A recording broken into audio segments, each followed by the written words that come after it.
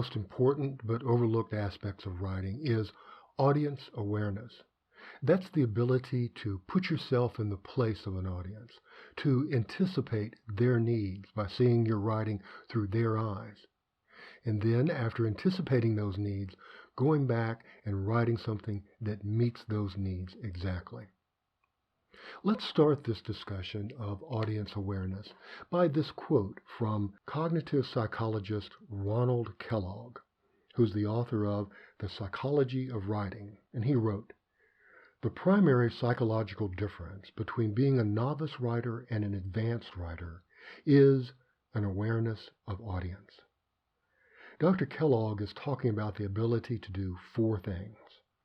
One, to see your writing through another's eyes. Two, to consider how someone might interpret what you wrote. Three, to anticipate any missteps that might confuse your reader. And four, to use visual techniques to make your writing more reader-friendly. Now, all of that can be summarized by the phrase writer-based prose versus reader-based prose. The names say it all. Writer-based prose means only the writer has been taken into consideration. Reader-based prose means just the opposite, that the writer has foregone the self and considered that audience, considered that reader, and written especially for them. Let's take a look at some of the techniques that will enable you to achieve this reader-based prose, or this focus on the other. In this first technique, we're going to look at this continuum. On the one end is writer-based prose, and its most extreme example would be, say, diary writing. In a diary, you know no one else is going to see it, and you don't care whether anyone else can understand what you write or not. You can. Now, on the other end, reader-based prose. These are professional messages crafted to have maximum impact on the reader, listener, or viewer. Advertising copy is an extreme example. Now, the technique. Place yourself somewhere on this continuum as a student. Where are you? Writing in school is usually somewhere in the middle. Yeah, you know someone's going to read it. The person who gets paid to read it and grade it, whether they want to or not.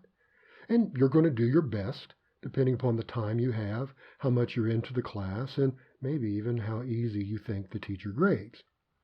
In the workplace, now you know that you've got to push yourself more to that reader-based prose end of the continuum. And that's where this training and these techniques come into play. And so now I want to talk about the first of this kind of set of tools in a toolbox. And that first tool is WRIT-FM. That's a radio station that every reader listens to.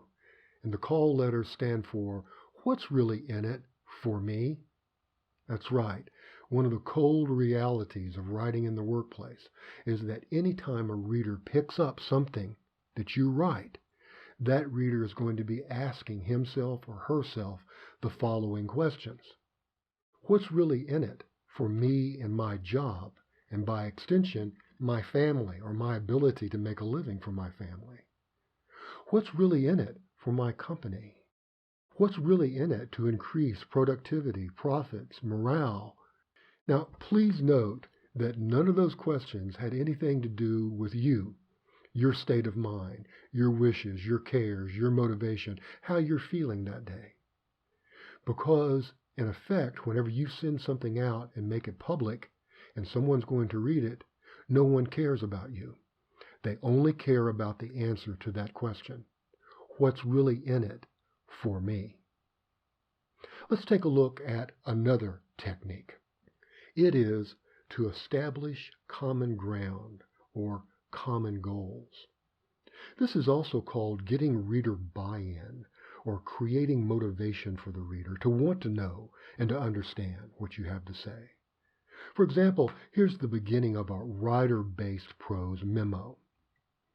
Beginning immediately, All employees must refer any media requests for information on the Fair Streets Initiative to Pat Liddell, Director of Communications. Well, clearly, this writer doesn't have much regard for the reader. This is written like a drill sergeant giving an order to an Army private. The reader just has to take orders. Who cares about what the reader thinks or feels or understands? Contrast that with the same message written in a reader-based prose style. Congratulations to everyone on the successful launch of our latest public housing initiative, Fair Streets. Your excellent work has generated considerable media interest.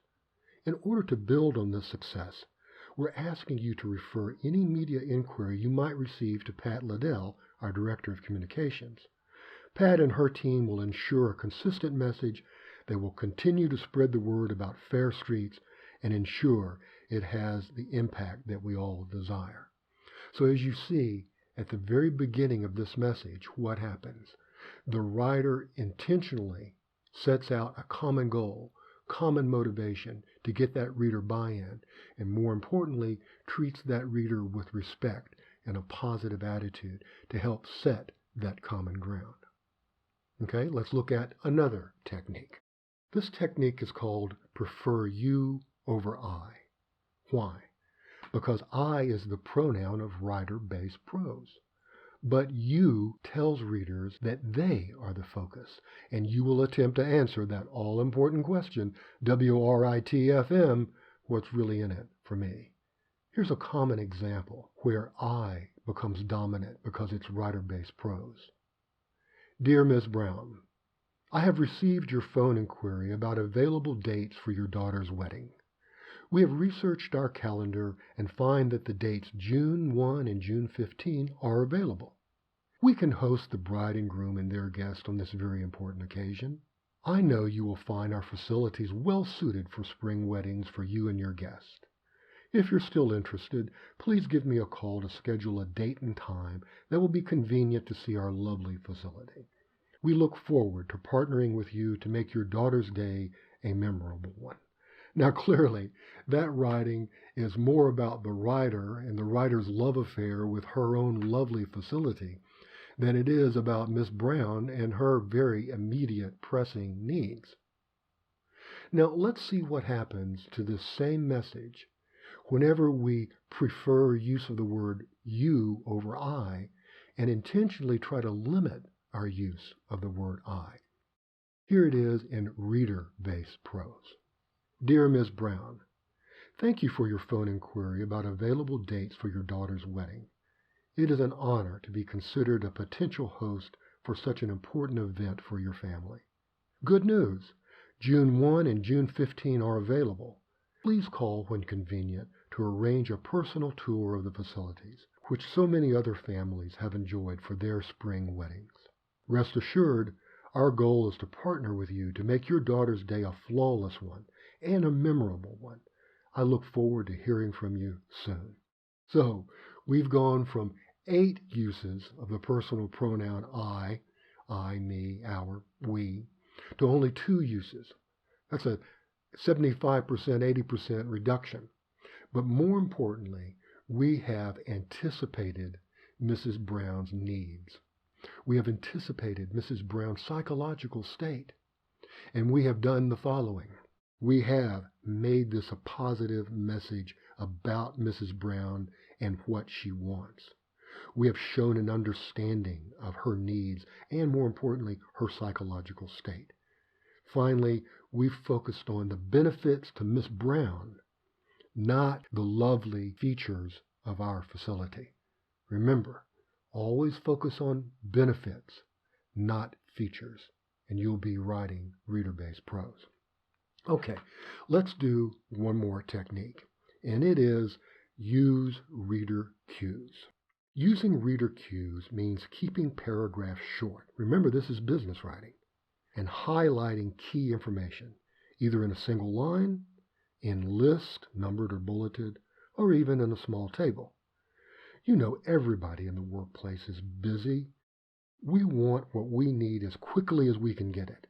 And if that means we can skim something to get what we want instead of reading it word for word, then all the better. Now here's an example of writer-based prose that does not use any visual cues. Dear Director Clark, the American Red Cross is planning its annual safety pool party and would like to invite you and your teen center to join. The event will be held on Saturday, July 23 at our outdoor pool. Information tables will be set up in the pavilion to discuss heat and water safety. If you wish to participate, we will have a reserved table for you to share information regarding your organization. We ask that you provide some of your volunteers to help set up, serve food, and monitor games. Please let us know by Friday, July 1. Okay, there you have 2 paragraphs of nothing but plain text, about 45 words each. Buried in there somewhere are all the very important names and dates and requirements and requests that you want Director Brown to know about and to adhere to. Is there a better, more visual way of writing this that would give Director Brown a better chance of responding to it? Let's take a look. Dear Director Brown, you and your organization are known for the emphasis you place on summer safety for teens. That's why we hope you and your staff can join us for the American Red Cross Annual Pool Safety Party, Saturday, July 23, American Red Cross Aquatic Center.